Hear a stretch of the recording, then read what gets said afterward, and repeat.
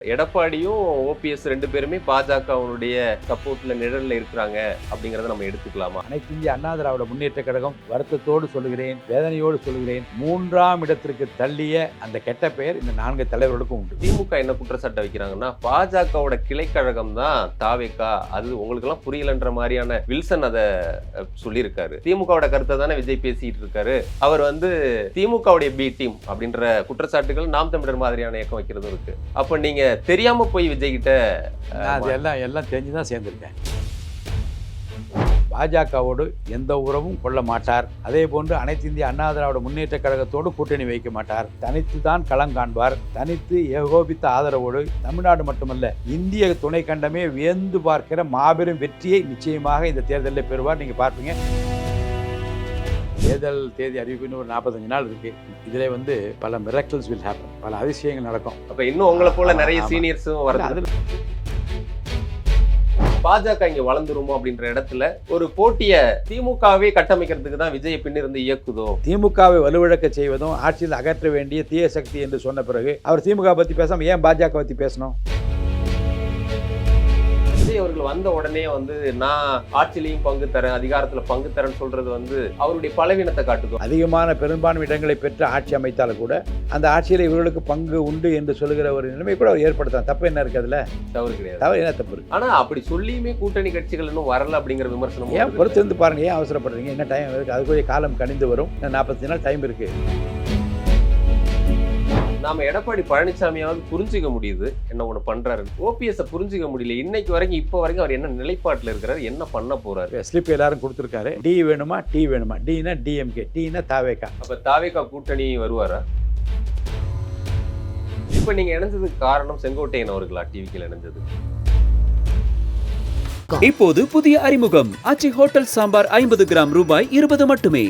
எடப்பாடியும் OPS 2 பேருமே பாஜகவினுடைய சப்போர்ட்ல நிழல்ல இருக்கிறாங்க அப்படிங்கறத நம்ம எடுத்துக்கலாமா? அதனாலதான் நீங்க உங்களுக்கு தான் என்னங்க அன்றாட பேப்பர் படிக்கிறீங்க, இன்னும் ஃபைனலைஸ் ஆகுது, திரும்பி என்டிஏ விட்டு விலகி விட்டோம் என்று சொன்னாங்க. அப்புறம் திருப்பியும் சேருவாங்களான்னு கேட்டாங்க. மரியாதைக்குரிய திரு அமித்ஷாவில் திருப்பி போய் பார்க்குறாங்க, திருப்பி வந்திருக்காங்க. திருப்பி என்ன முடிவு என்பதை பற்றி கருத்துக்கள்லாம் கேட்கப்படுகிறது. இதெல்லாம் அதாவது அதிமுகவை பொறுத்த வரைக்கும் தானே இயங்கி தொண்டர்களை மட்டும் கேட்டு செய்திருந்தால் நிச்சயமாக இந்த கட்சி ஒன்றுபட்டிருக்கும். தொண்டருடைய விருப்பத்துக்கு மாறாக செயல்படுகிற காரணத்தினாலே அனைத்து இந்திய அண்ணா திராவிட முன்னேற்ற கழகம் வருத்தத்தோடு சொல்லுகிறேன், வேதனையோடு சொல்லுகிறேன், 3ஆம் இடத்திற்கு தள்ளிய அந்த கெட்ட பெயர் இந்த 4 தலைவர்களுக்கும் உண்டு. ஆனால் நீங்கள் எப்படி சொல்கிறீங்க, அவங்க பாஜகவோட இதோட தான் இருக்கிறாங்க, அதனால் நான் தாவேகாவை சூஸ் பண்ணிட்டேன்னு சொல்கிறது புரியுது. ஆனால் திமுக என்ன குற்றச்சாட்டை வைக்கிறாங்கன்னா, பாஜகவோட கிளைக்கழகம் தான் தாவேகா, அது உங்களுக்கெல்லாம் புரியலன்ற மாதிரியான வில்சன் அதை சொல்லியிருக்காரு. கவனிச்சிருப்பீங்கன்னு நீங்கள் படிச்சிருப்பீங்கன்னு நினைக்கிறேன். இதை எப்படி பார்க்குறீங்க? இன்னொரு பக்கம் தாவேகாவையும் பாஜகவினுடைய பி டீமாக பார்க்குறதும் இருக்குது. நீங்கள் திமுகவை எதிர்க்கிற ஒரு ஆள் திமுக பக்கம் போகலை. இன்னொரு பக்கம் சீமான் போன்றவர் என்ன சொல்கிறாங்கன்னா, அவங்க திமுகவோட கருத்தை தானே விஜய் பேசிட்டு இருக்காரு, அவர் திமுகவுடைய பி டீம் அப்படின்ற குற்றச்சாட்டுகள் நாம் தமிழர் மாதிரியான இயக்கம் வைக்கிறதும் இருக்கு. அப்போ நீங்க தெரியாம போய் விஜய் கிட்ட அது எல்லாம் தெரிஞ்சுதான் சேர்ந்திருக்கேன். நீங்கள் சொல்கிற கருத்துப்படியோ, அண்ணன் சீமான் சொல்கிற கருத்துப்படியோ, திராவிட முன்னேற்ற கழகம் சொல்கிற கருத்துப்படியோ, திரு வில்சன் சொன்ன கருத்துப்படியோ எதுவும் உண்மையில்லை என்பதை தெரிந்துதான் நான் தேர்ந்திருக்கிறேன். தளபதி விஜய் அவர்கள் உறுதியாக பாஜகவோடு எந்த உறவும் கொள்ள மாட்டார். அதே போன்று அனைத்து இந்திய அண்ணா திராவிட முன்னேற்ற கழகத்தோடு கூட்டணி வைக்க மாட்டார். தனித்து தான் களம் காண்பார். தனித்து ஏகோபித்த ஆதரவோடு தமிழ்நாடு மட்டுமல்ல இந்திய துணை கண்டமே வியந்து பார்க்கிற மாபெரும் வெற்றியை நிச்சயமாக இந்த தேர்தலில் பெறுவார். நீங்கள் பார்ப்பீங்க. திருப்பி அப்போ என்ன நீங்கள் பேட்டி எடுக்கணும். இல்லை, கண்டிப்பாக அப்படி ஒரு சந்தர்ப்பம் இருந்தால் மகிழ்ச்சி தான். ஆனால் அது நடக்குமான்ற ஒரு தனிச்சு நின்று இது வரைக்கும், அதாவது அதிமுக திமுகன்ற 2 கட்சிகள் வலுவாக இருக்கிறதுக்கு பிறகு பார்த்தீங்கன்னா மூப்பனார் முயற்சி பண்ணாமல் இல்லை, விஜயகாந்த் முயற்சி பண்ணாமல் இல்லை, மக்கள் நல கூட்டணி முயற்சி பண்ணாமல் இல்லை, எதுவுமே ஒரு 8% அதை தாண்ட முடியல அப்படிங்கிறது தான் பார்க்குறோம். அதிகபட்சமாக விஜய் என்ன ஒரு 15% வாங்கலான்றதான் சிலர் நடுநிலையாக கருத்து சொல்கிறவங்க கூட சொல்கிறாங்க. அதிகபட்சம் 20 வச்சுக்கோங்களேன். எப்படி ஆட்சியை பிடிக்க முடியும்? அது சீட்டாக எப்படி மாறுன்றது ஒன்று இருக்குல்ல. நான் என்ன சொல்கிறேன், தேர்தல் தேதி அறிவிப்புன்னு ஒரு 45 நாள் இருக்குது. இதில் பல மிராக்கிள்ஸ் வில் ஹேப்பன்.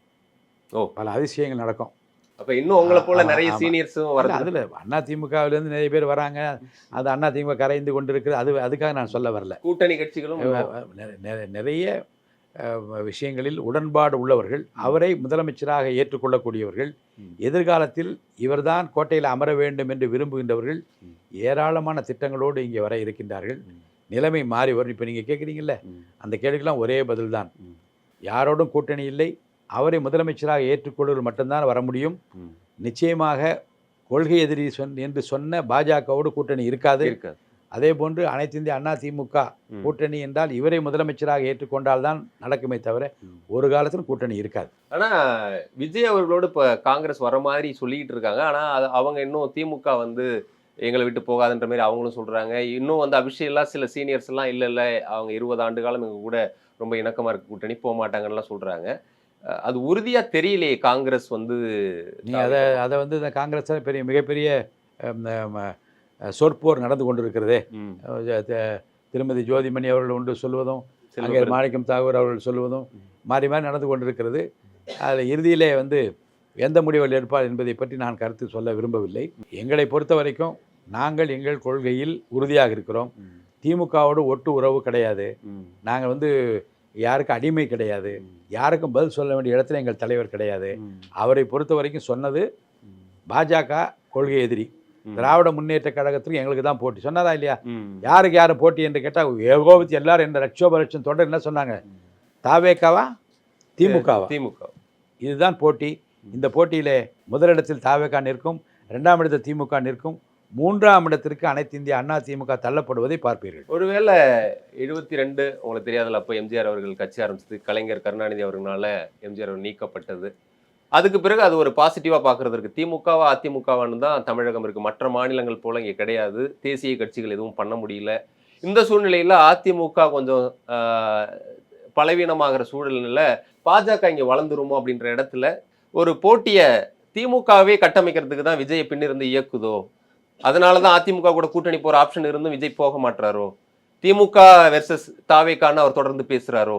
இல்லை, அதாவது வந்து தனக்கு இருக்கக்கூடிய மக்கள் செல்வாக்கை, தனக்கு இருக்கக்கூடிய தொண்டர்கள் செல்வாக்கை ஒரு சரியான முறையில் செலுத்தி முதலமைச்சராக ஆவதற்குரிய வாய்ப்பு இருக்கிற போது யார் வேணான்னு சொல்லுவாங்க?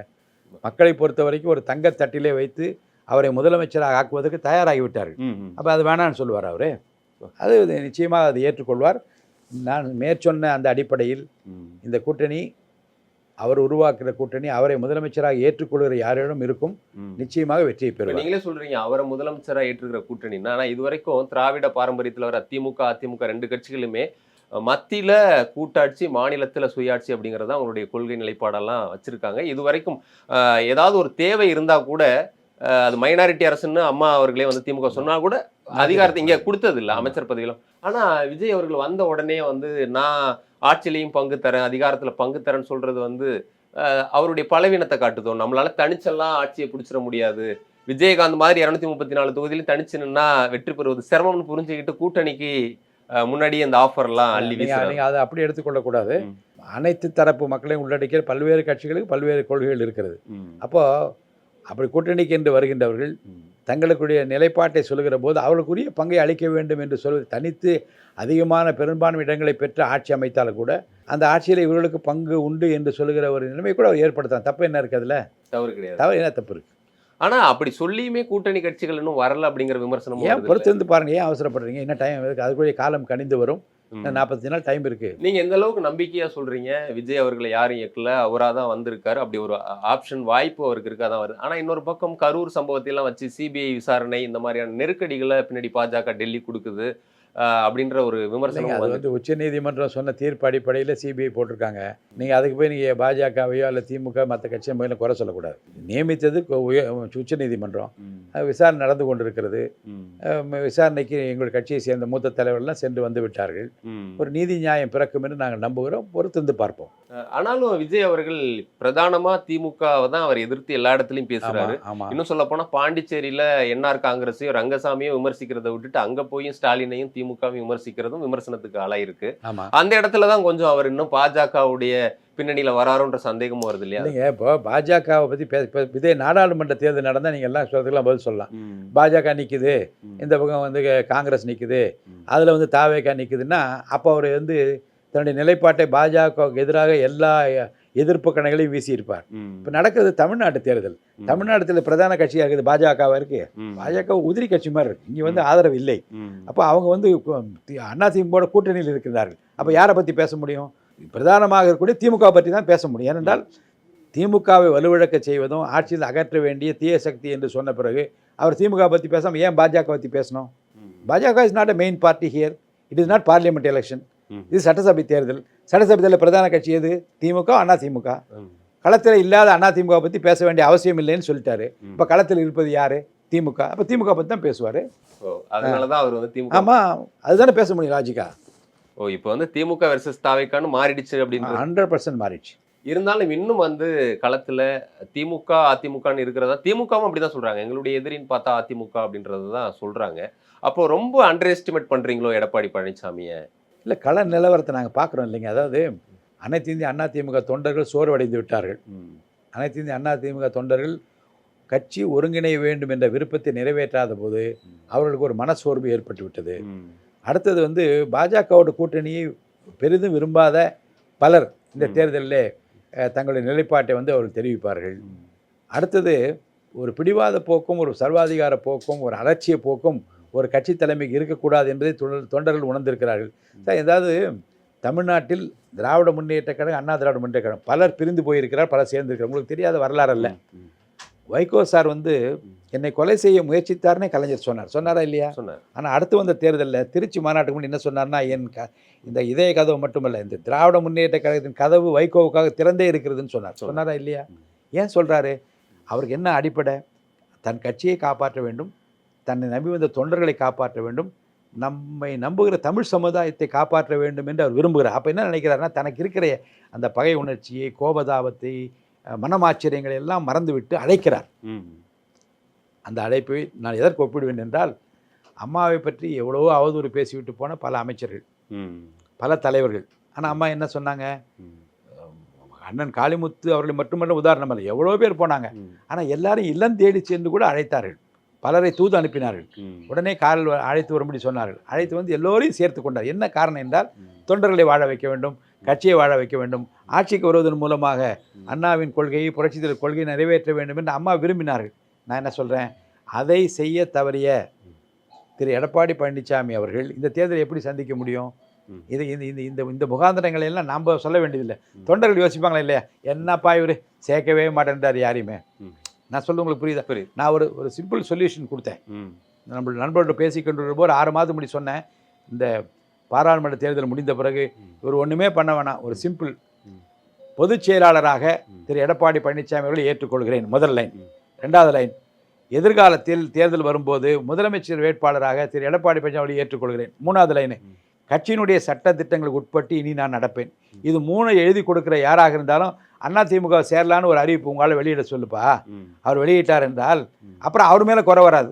அப்புறம் நான் போய் இப்போ எனக்கு இந்த மாதிரி ஒரு பொது அறிவிப்பு வருதுன்னா என்னை பார்த்து என்ன கேட்பாங்க மற்றவங்க? ஏன் ஜேசிடி அவர் தான் சொல்லிட்டாரே, கட்சி அவர்கிட்ட வச்சுருக்காரு, கொடி அவர்கிட்ட இருக்குது, ரெட்டையில சின்ன அவர்கிட்ட இருக்குது, ஒரு கட்டுக்கோப்பு அவர்கிட்ட இருக்குது. உங்கள்கிட்ட இருந்து யாருமே ஓபிஎஸ் அண்ணங்கிட்டையும் போல, தினகரன் சார்ட்டையும் போல, சசிகலா சகோதரிட்டையும் போல. ஆனால் உங்கள்கிட்ட இருந்து எல்லாம் அங்கே ஓடிக்கிட்டு இருக்காங்க. அப்படி இருக்கிற போது இந்த அறிவிப்பை ஏற்றி ஏன் சேரக்கூடாதுன்னு கேட்டால் நான் என்ன பதில் சொல்லியிருப்பேன்? சொல்லுங்கள். சேர்ந்து தான் ஆகணும். ஆனால் அவர் சேர்த்துக்க மாட்டேறாரு. நான் சொல்கிறேன் இந்த அறிவிப்பை வெளியிட்டிருந்தால் அப்போ ஜனங்க இப்போ வந்து என்ன சொல்கிறேன், ஜனங்க ரொம்ப பிடிவாதக்காரர்ப்பா, என்னப்பா இவர் இப்படி பண்ணுறாரு, எதுக்கு முரண்டு பிடிக்கிறாரு, ஏன் சேர்க்க மாட்டேன்றாரு, என்ன பயப்படுறாரா, அவங்க வந்த கட்சி ஆதிக்கம் பண்ணிவிடும், அதான் குடும்பத்தினுடைய பிடியிலிருந்து கட்சி மீட்டாச்சே, ஏன் பயப்படுறாங்கன்னு கேட்குறாங்க இல்லையா? நான் சொன்ன இந்த 3 கருத்தை போட்டு இவர் அறிக்கை வெளியிட்டு இருந்தா அப்புறம் ஜனங்க என்ன சொல்லுவோம்? ஏன்பா அவர் தான் பாரு பொதுச் செயலாளர், அவர் என்ன ஏற்றுக்க உனக்கு கஷ்டம், அவர் தானே கட்சியை வச்சிருக்காரு அப்படின்னு கேட்பாங்களா? கேட்க மாட்டாங்களா?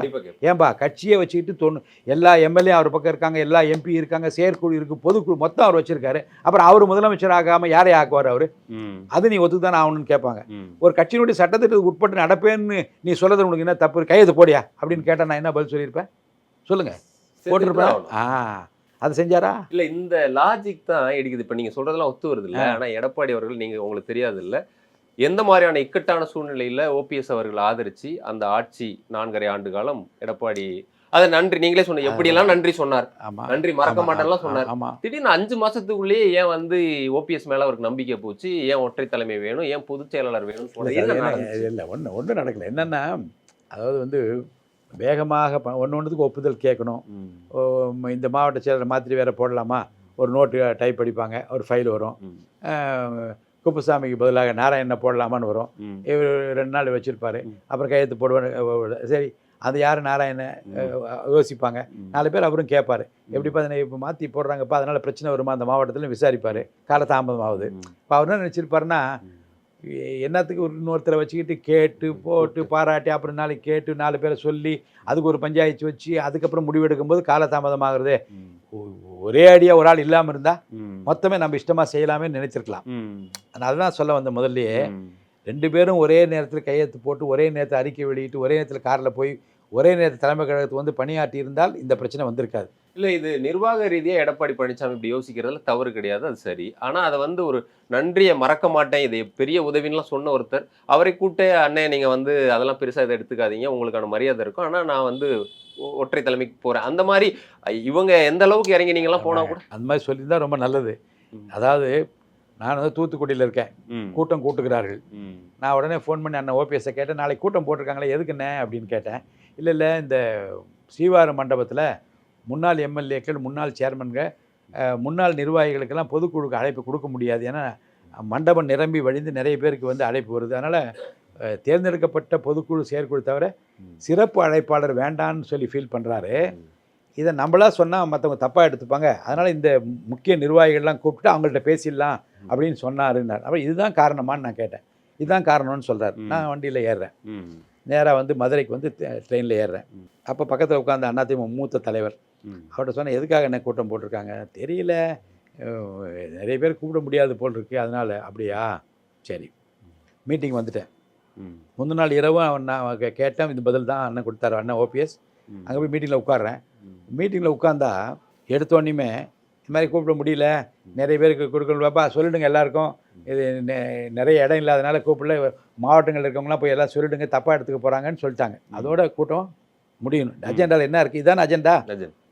எழுந்தார் நம்முடைய மாதவரம் முன்னாள் அமைச்சர் மூர்த்தி அண்ணன் எழுந்தார். அவர் எந்திரிச்சு, இந்த கட்சிக்கு இனி இரட்டை தலைமை சரிபட்டு வராது, ஒற்றை தலைமை இருந்தால்தான் வேகமாக பணியாற்ற முடியும்னு ஆரம்பிச்சிட்டார். நான் பார்த்தேன், இருங்க இல்லை உடனே பார்த்தேன், அப்படியே பார்த்துட்டே இருக்கேன். இப்படி கை தூக்குறேன் எப்படின்றார் அண்ணன் ஓபிஎஸ். உட்காந்துட்டேன். 1 2 3 21 பேர் பேசிட்டாங்க. 22வது ஆளாக கை தூக்குனேன். இதெல்லாம் நான் பேசுனதெல்லாம் சொன்னேன் உங்ககிட்ட. சார், நான் என்ன கேட்குறேன், திட்டமிட்டு இவரை அகற்றுவதற்கு அப்படிலாம் போடாமல் நேராக அவர் வீட்டுக்கே போய் உட்காந்து, அண்ணே சிரமமாக இருக்குது, இப்படி இருக்குது, எப்படி சால்வ் பண்ண நீங்களே சொல்லுங்கள், மனம் விட்டு பேசியிருந்தால் நிச்சயமாக இந்த பிரச்சனைலாம் தீர்ந்துருக்கும். சரி, அதெல்லாம் காலம் கடந்து விட்டதுங்க. காலம் கடந்த பிறகும் பல வாய்ப்புகள் வந்து இணைப்பதற்கு தரப்பட்டது.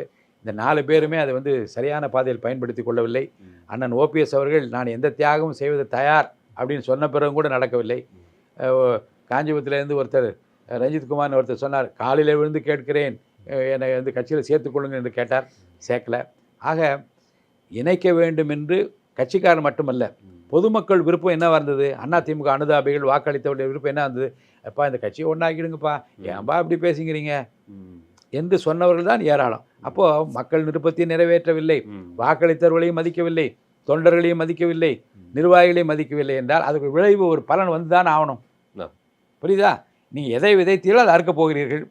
அந்த அறுப்பின் பயன் நிச்சயமாக அது நாம் எடப்பாடி பழனிசாமியாவது புரிஞ்சிக்க முடியுது என்ன ஒன்று பண்ணுறாருன்னு. ஓபிஎஸ்ஸை புரிஞ்சிக்க முடியல இன்னைக்கு வரைக்கும். இப்போ வரைக்கும் அவர் என்ன நிலைப்பாட்டில் இருக்கிறாரு, என்ன பண்ண போறாரு? நீங்களும் இப்போ வந்துட்டீங்க, மனோஜ் பாண்டியன் வந்துட்டாரு, எல்லாம் வந்துட்டோம். இல்லை, நான் என்ன சொல்கிறேன், இப்போ சமீபத்தில் ஒரு கூட்டம் போட்டிருக்காரு, 23ஆம் தேதி போட்டு ஒரு ஸ்லிப் எல்லாரும் கொடுத்துருக்காரு. டி வேணுமா, டி வேணுமா, டினா டிஎம்கே, டீனா தாவேக்கா. இப்போ உங்க கூட இல்லை கேளுங்க அப்படின்னு போட்டாரு.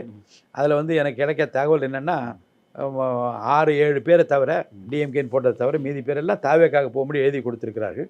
அந்த முடிவு வந்து இந்த நேரம் காலம்லாம் பார்ப்பாங்க இல்லையா, அந்த மாதம் மார்கழி மாதம், அதுக்கப்புறம் நல்ல நேரம் பார்ப்பாங்க. அதில் ரொம்ப தீவிரமாக அண்ணன் பார்ப்பார் எல்லாம் கம்ப்ளீட்டாக. ஒருவேளை வந்து சில பேரை கன்சல்ட் பண்ணியிருக்கலாம், இந்த மாதிரி நல்ல நேரம் பார்த்து சொல்லுங்கன்னு. நல்ல நாள் பார்த்து நல்ல நேரம் பார்த்து தன்னுடைய முடிவை அவர் அறிவிப்பதற்காக காத்திருக்கிறார் என்று நான் கருதுகிறேன். நல்ல முடிவு எடுப்பார். அப்போ தாவேக்கா கூட்டணி வருவாரா? இல்லை, எனக்கு அதை பற்றி சொல்ல தெரியலன்னு. அதாவது பெருவாரியானவர்கள் தாவேக்கா சொல்லியிருக்கிறார்கள். அவர் வந்து என்ன முடிவு எடுப்பார், நீங்கள் சொன்னீங்களா அவரே என்ன முடிவு எடுப்பார்னு தெரியல. ஆனால் அந்த நல்ல நாள் பார்த்து நேரம் பார்த்து அவர் முடிவு அறிவிக்கிற போது தான் தெரியும் என்ன பண்ணுவார் அப்படின்னு. ஏன்னா இன்னும் அவர் டெல்லி போயிட்டு வராரு, அவரை சில பேர் சந்திக்கிறாங்க, சில தகவல்கள்லாம் கூட கசியுது. ஓபிஎஸ்க்கு ஒரு 3 சீட்டு கொடுக்கலான்னு எடப்பாடி தரப்புல சொல்றதாவும் பியூஷ் கோயல் வந்து இப்ப இதுவும் இருக்கு. நீங்க டிஎம்கேன்றீங்க, என்டிஏவா டிவிகேவான்ற இல்லை, நீங்கள் இப்படிப்பட்ட விவாதங்கள் வெளியே வருவதும் இப்படிப்பட்ட செய்திகள் கசிய விடப்படுவதும் கட்சிக்கு வளர்ச்சிக்கு உகந்ததல்ல.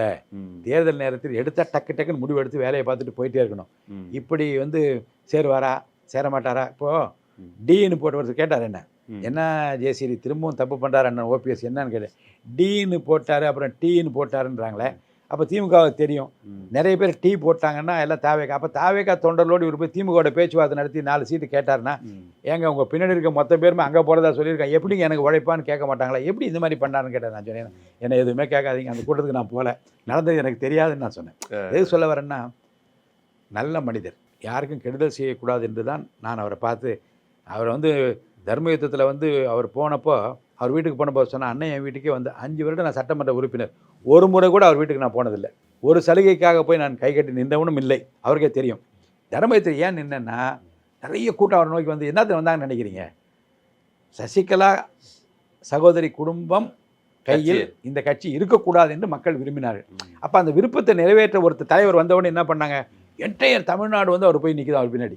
எங்கே போனாலும் ஃபோட்டோ, எங்கே போனாலும் செல்ஃபி, அண்ணா அண்ணான்னு கார் பின்னாடி துரத்திக்கிட்டு வருது. எப்படி அப்போ என்ன கேட்டேன், அவர் எடுத்த லட்சியம் நல்ல லட்சியம் என்பதால் நின்னாங்க. நாங்கள் போய் நின்னோம். அந்த குடும்பம் அகற்றப்பட்ட பிறகு, இல்லை என்று ஆன பிறகு, அப்புறம் தர்மயுத்தத்தை ஒன்றா சேர்ந்ததில் முனைப்பாக இருந்தோம், போய் சேர்ந்தோம். ஏன்னா திரும்ப சொல்ல விரும்புது, என்னுடைய நிலைப்பாடு மனதுக்கு நியாயம் என்று பட்டால் நிற்பேன், தவறு என்று சொன்னால் யாருக்கும் பயப்பட மாட்டேன், வந்துடுவேன். அது வந்து அண்ணன் எடப்பாடி பழனிசாமிக்கும் தெரியும், அண்ணன் ஓபிஎஸ்க்கும் தெரியும், புரட்சித் தலைவருக்கு நன்றாக தெரியும், புரட்சித் தலைவர் அம்மாவுக்கு அதை விட நன்றாகவே தெரியும். ஏனென்றால் பலமுறை என்னோடய ஒப்பீனியன் கேட்டு நான் மாறுபட்ட கருத்தை சொன்னபோது கோபப்பட்டு முகமெல்லாம் செவந்து காதெல்லாம் செவந்து எழுந்து நிற்கக்கூடிய அளவுக்கெல்லாம் போயிருக்கிறது. கோபப்பட்டு அவர் வந்து டேபிள் வெயிட்டை எடுத்து செவுத்தில் அடித்த கதையும் நடந்திருக்கு. எனக்கு அவங்களுடைய சண்டையெல்லாம் வந்திருக்கிறது. அதெல்லாம் இப்போ பேசுகிற நேரம் இல்லை. இன்னொரு முறை வாங்க, புரட்சி தலைவர் அம்மாவோடு உங்களுடைய இதுன்னு சொல்லி என்ன கேளுங்க. ஆமாம், நிறையா நானே சொல்லி ஒரு கட்சியுடைய இன்ட்ராக்ஷன் போது சார் கையை கட்டிக்கிட்டு சரிங்கம்மா அம்மா அம்மா அப்படின்னு சொல்கிற எண்ணம் நான் இல்லை. அதே மாதிரி தலைவர் ஏதாவது சொன்னால் கூட மறுத்து இல்லைண்ணே இப்படி பண்ணியிருக்க வேண்டாம் என்று சொல்லக்கூடிய இடத்தில் நான் இருந்தவன். அது வந்து என் இறைவன் எனக்கு கொடுத்த அருள் என்று கருதுகின்றேன், அது வரம் என்று கருது. அந்த ஞானத்தை கடவுள் எனக்கு கொடுத்தா நான் பேசுகிறேன். அதைத்தான் நான் அப்போதும் பேசினேன், என் அம்மாவோடும் பேசினேன், எடப்பாடி அண்ணனிடம் பேசினேன், ஓபிஎஸ் அண்ணனிடம் பேசினேன். இப்போது என்னுடைய தளபதியாக இருக்கக்கூடிய மாண்புமிகு விஜயாவோடு நான் சொல்லுவேன். ஏன்னா அதான் நீங்கள் எம்ஜிஆர் காலத்திலிருந்து பெரிய பெரிய பதவிகளை அதிமுகவில் அலங்கரித்தவர் பதவிகளை. இப்போ டிவிகேல செங்கோட்டையனுக்கு ஒரு பெரிய பதவி கொடுத்துருக்காங்க, நாஞ்சில் சம்பத்துக்கு ஒரு போஸ்டிங், இப்போ உங்க பையனுக்கு கூட ஒரு செய்தி தொடர்பாளர், மாநில செய்தி தொடர்பாளர் அமலன். உங்களுக்கு அப்ப என்ன பதவி அங்க? நான் எந்த பதவி, நான் இப்போ உண்மையை உங்கள்கிட்ட சொல்லட்டுமா?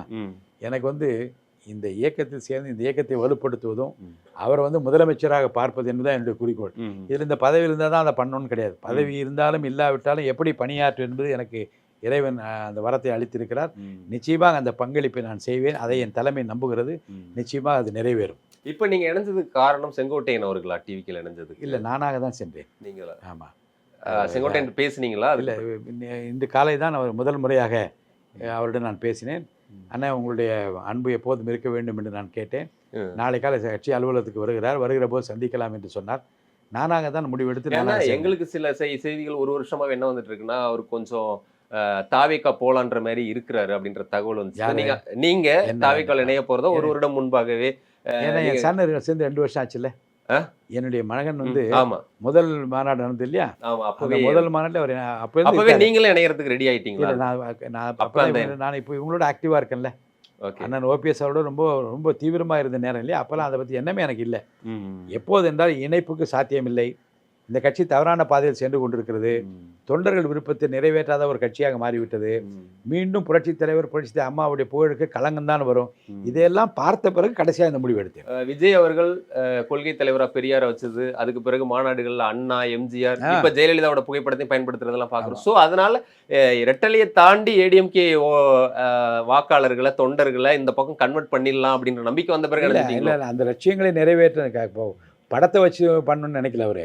அவங்க என்னென்ன பாதையில் பயணித்தார்களோ அந்த பாதையை எடுத்துக்கொள்ள வேண்டும் என்று விரும்புகிறார். அது எடுத்துக்கொள்வார் கண்டிப்பாக.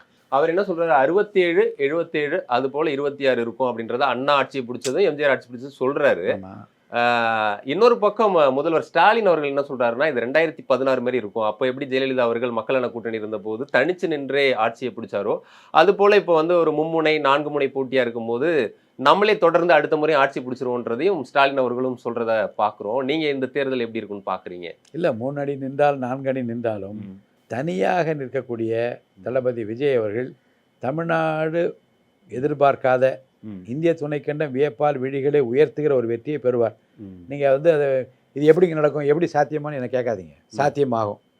ஒன்று சாத்தியமாகாத நீங்கள் சொன்னீங்கன்னா அதுக்கு என்ன ப்ரூஃப்னு தேர்தல் வந்தால் தான் தெரியும். அது மாதிரி நான் சொல்வதற்கும் தேர்தல் வரும்போது நீங்கள் பாருங்கள். பெருகி வருகிற திரும்பவும் சொல்லுகிறேன், வீட்டுக்கு ஒரு விஜய் இருக்கிறார். நாம் வச்சுக்கொள்ளுங்க, வீட்டுக்கு ஒரு விஜய் இருக்கிறார். கூட்டு குடும்பங்களிலே இருக்கிற அனைவருமே சேர்ந்து ஓட்டு போடுங்கள. இப்போ என்னுடைய மகன் சொன்னார், இந்த பொறுப்பு பெற்ற பிறகு மவுண்ட் ரோட்டில் காரில் வந்து கொண்டு சிக்னலில் கார் நிற்குது, இவர் தான் கார் ஓட்டி கொண்டிருக்கிறார். பக்கத்தில் காரை ஓட்டி கொண்டு வந்த ஒருவர் காரை நிறுத்தி விட்டு கிடுகிட்டு ஓடி வந்திருக்காரு. வண்டி அது என்ன சொல்லியிருக்காரு, தம்பி 12 ஓட்டுக்குது எங்கள் வீட்டில், ப்ளீஸ் இன்ஃபார்ம் யூர், இங்கிலீஷ் சொல்கிறான், please inform your leader all the 12 votes for him. அவன் தம்பி கேட்க, சார் நீங்கள் யார்? நான் யாருன்றதெல்லாம் இம்மெட்டீரியல், பட் எனக்கு வந்து உன்னை பார்த்து கொடியை பார்த்துட்டேன்பா, நான் சொல்கிறதுக்காக ஓடி வந்தேன்னு இப்போ நான் என்ன கேட்குறேன், இப்படிப்பட்ட ஆர்வம் எந்த காலத்தில் இருந்தது? புரட்சி தலைவர் காலத்தில் மட்டும்தான் இருந்தது.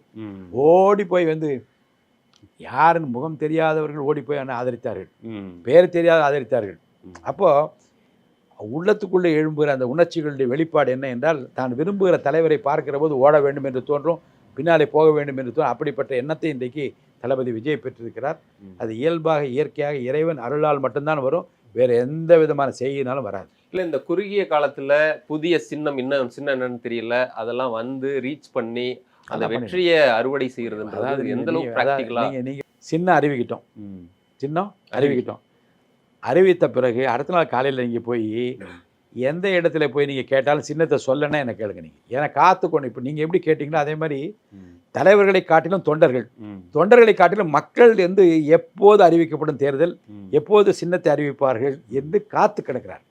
அதனால் ஓவர் நைட் உங்களுக்கு முன்ன மாதிரிலாம் இல்லை சார். அதாவது வந்து விளம்பரப்படுத்துவதற்காக செவரில் போய் எழுதணும். அதெல்லாம் வந்து நான் எனக்கு என்ன நினைவு இருக்குது, நாங்களாம் வந்து டால்டா டின் அந்த காலத்தில் இருக்குது, தெரியுமில்ல உங்களுக்கு? அந்த டால்டா டின்னில் கூழ் காய்ச்சி இரவு நேரம் உட்காந்து அதை வந்து பசையை கொண்டு போய் ஒட்டி 2 பிட்டு போஸ்ட்டு 3 பிட்டு போஸ்ட்டை தடவி உட்காந்து 4 மணி ஆனால் டீ கடை எப்போ திறப்பேன் ஞாயிறு கடையில்னு பார்த்து அந்த டீயை சாப்பிட்டு கட்சியை வளர்த்த காலத்துலேருந்து நான் அதை பார்க்குறேன். இப்போ அதெல்லாம் கிடையாது, ரொம்ப எளிமையாகி விட்டது. ஒரு மொபைல் தட்டினா எல்லா உலகமே கையில் வந்து விட்டது. அதனால் இந்த சின்னங்களை வந்து பிரபலப்படுத்துவது என்பதற்கெல்லாம் அதிகமாக நேரம் எடுக்காது.